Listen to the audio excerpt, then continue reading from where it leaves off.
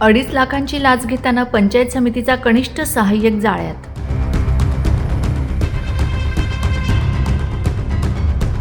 भ्रष्टाचार प्रकरणाच्या चौकशीत तक्रारदाराच्या बाजूने अहवाल देण्यासाठी 2,50,000 रुपयांची लाच स्वीकारताना शहादा पंचायत समितीतील कनिष्ठ सहाय्यकाला लाचलुचपत प्रतिबंधक विभागाने रंगेहात पकडले।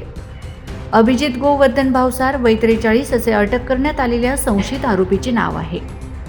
तक्रारदार वय 42 हे माहे जुलै 2024 ते जुलै 2025 या कालावधीत कातरदा दिगर तालुका शहादा येथे ग्रामपंचायत अधिकारी म्हणून कार्यरत होते।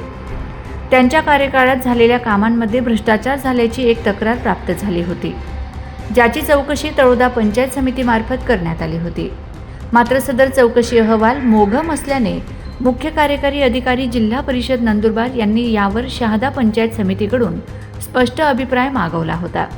या चौकशीचे कामकाज कनिष्ठ सहाय्यक अभिजित भावसार पाहत होते।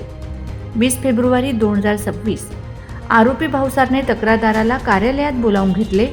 तुमचे दप्तर गट विकास अधिकाऱ्यांसमोर हजर करून तपासणी करून घेतो आणि तुमच्या बाजूने सकारात्मक अहवाल पाठवतो असे आमिष दाखवून 2.5 लाखांची मागणी केली। 23 फेब्रुवारी 2026 तडजोडीनंतर ही रक्कम स्वीकारण्याचे ठरले। तक्रारदाराने याबाबत नाशिक नंदुरबार लाचलुचपत प्रतिबंधक विभागाकडे धाव घेऊन तक्रार नोंदवली।